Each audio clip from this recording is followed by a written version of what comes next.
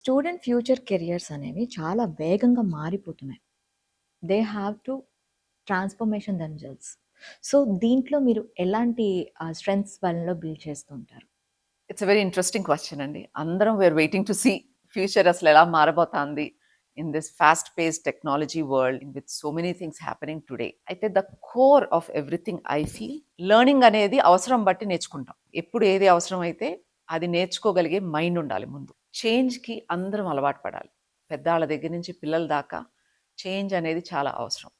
Situation బట్టి pace బట్టి change అవ్వగలిగితే I think there will not be any problem. కానీ అలా అవ్వాలి అంటే కాన్ఫిడెన్స్ ఉండాలి ముందు. స్టూడెంట్స్లో మనం డెవలప్ చేయాల్సిన కోర్ వాల్యూస్ ఏంటంటే ఆ ధైర్యం అండ్ ఆ passion for what ever they want to do and persistence. Interest అనేది క్రియేట్ చేయటం, హార్డ్ వర్క్ చేయగలగటం అండ్ పర్సిస్టెంట్గా ఒక్కసారి ఓడిపోగానే ఇంకా అయిపోయింది అని కూర్చోకుండా ఇంట్రెస్ట్ ఉన్న పనిని ఎన్నిసార్లు చేసినా పర్లేదు నేను సక్సెస్ అవ్వాలి అన్న పట్టుదలతో వెళ్ళగలిగితే చాలండి. These are the core values. And tomorrow what we need is పిల్లల్లో ప్రాబ్లమ్ సాల్వింగ్ స్కిల్స్.